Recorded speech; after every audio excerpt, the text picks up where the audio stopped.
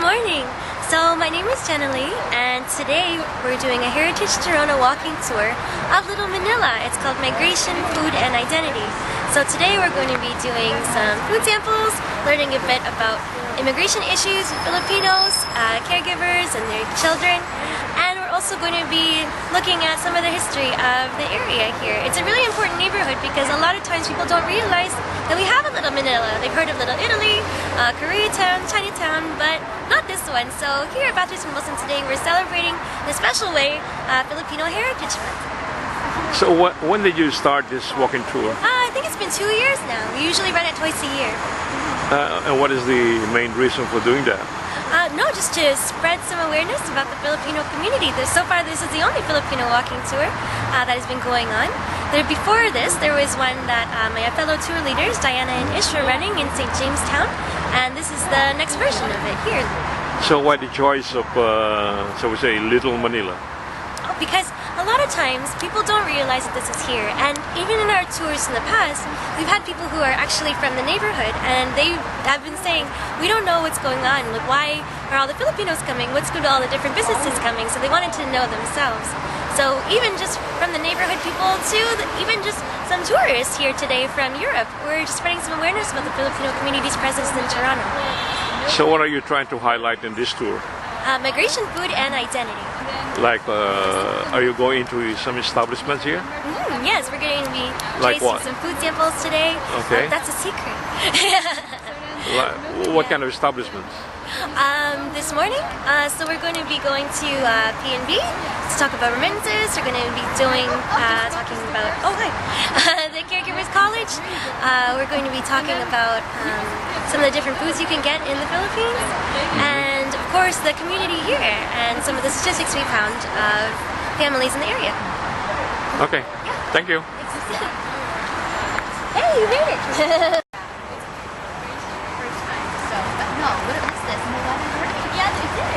Second time it has. I know. Last time it stopped right when we started talking.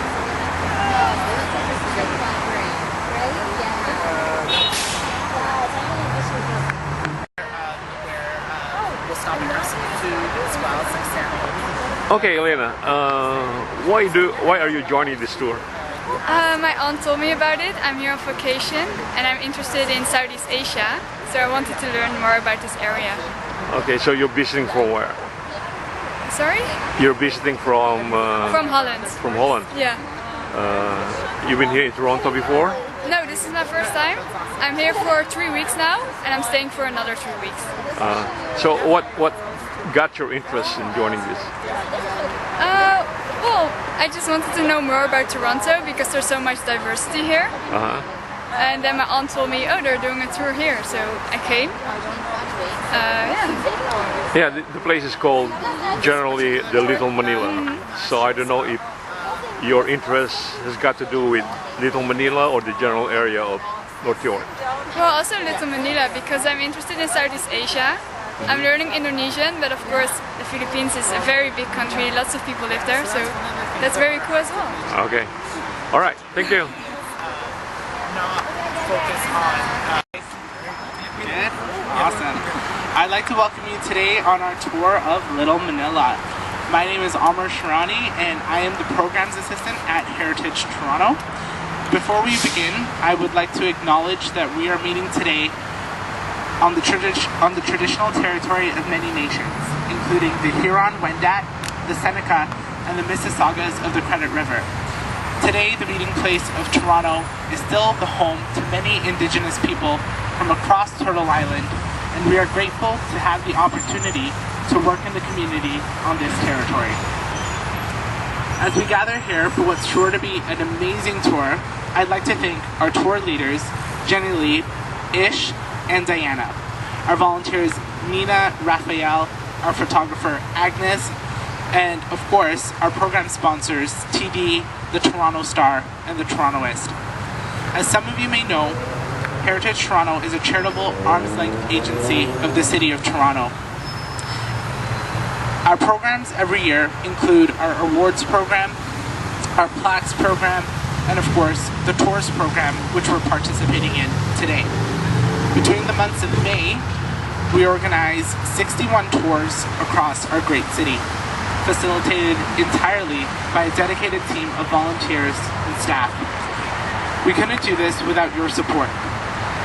And so, at any point after the tour, if you would like to make a donation to our organization so that we can continue offering such great programming, this would be greatly appreciated. You can make the donation to any of our volunteers. And note that if it is a donation of $20 or more, you are eligible for a tax receipt. Just provide your contact information. Thank you once again, and I'll pass it along to our tour leaders. Thank you, Amir. Mabuhay, welcome everyone. Before we start with the introduction of the tour, I will just give a few reminders. First, safety. Please follow basic street rules. Take your time and we will wait for you before we start on the next stop. With regards to social media, we encourage social media buffs to post with hashtag HTTours 2018 and hashtag Little Manila.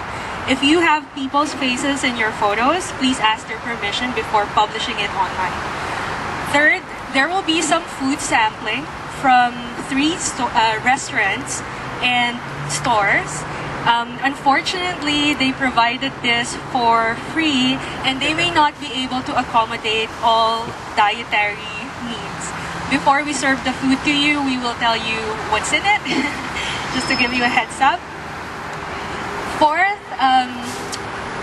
due to these fun activities, we will try our best to finish the tour in 1.5 hours, but absolutely we will promise a lot of fun in case we go a little bit over time.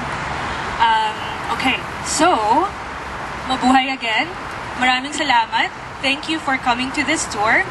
Thank you for joining us in exploring this neighborhood, which the Filipino community fondly refers to as Little Manila. Why is that? In case you don't know, Manila is the capital of the Philippines. It's the center of its political, economic, socio-cultural endeavors.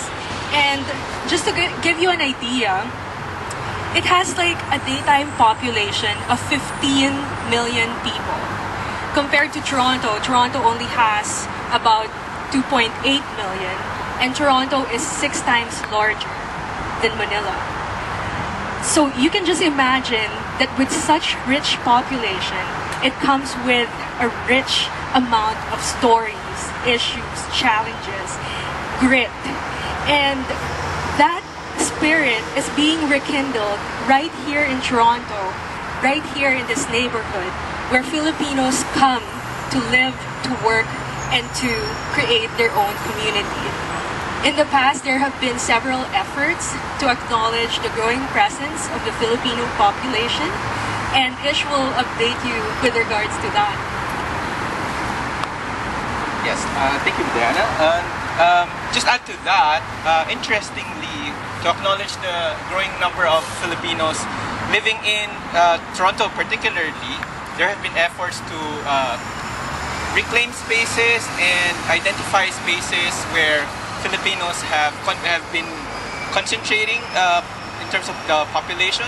Although, if you would look at the map, Filipinos are sparsely located all over, not just Toronto, even in the northernmost Arctic regions of Canada. They've been working in different fields, particularly the healthcare program, which we will talk about later. But here in Toronto, as what Diana has mentioned, efforts just like this, where we are standing at, if you look at that word there, can everyone say Mabuhay? Mabuhay in Tagalog, in Filipino languages, roughly translates to long live or welcome. Just like what you can see in other languages around the circle here. There's Russian, I believe there's English, and some Hebrew as well. In Toronto, if you would look at the census, data would reveal that Filipinos are located in different neighborhoods such as Wexford, Maryvale in Scarborough, St. Jamestown, and a number of neighborhoods. And recently, one Scarborough councillor initiated the motion to pass the bill to recognize Filipino Heritage Month every year. So in the past, it was recognized by June, but only every year. But with this bill passed, it would be officially recognized to happen in perpetuity. So that's amazing. And generally, we'll talk more about the characteristics of the Filipino population here, particularly the languages. Thank you, Ish. Good morning, everybody. My name is Jenny. Who knows what the language of the Philippines is? Tagalog? Almost. There's many. That's true. The main one is Tagalog. That's one of the main of the 181 recognized languages, and it's spoken by most Filipinos. And in Canada, Tagalog has been recorded as the fastest growing language in our country. So I'm going to teach you a little bit of it today. So please pick a partner right now. Let's look at someone with you. Everyone picked a partner? Yeah. Okay. I want you to look right in their eyes. You can shake their hands if you want and say, Mahal kita. Mahal kita.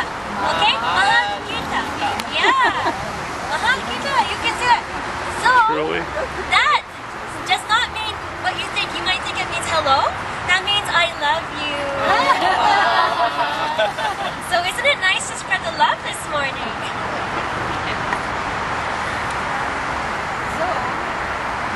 That's for our introduction. We will now move on to the next stop. We will be crossing Bathurst Street to the west side along Wilson Avenue and stop in front of B&B Global Remittance, which is just a little bit past the gas station. So let's move on to the next stop. Follow the banner.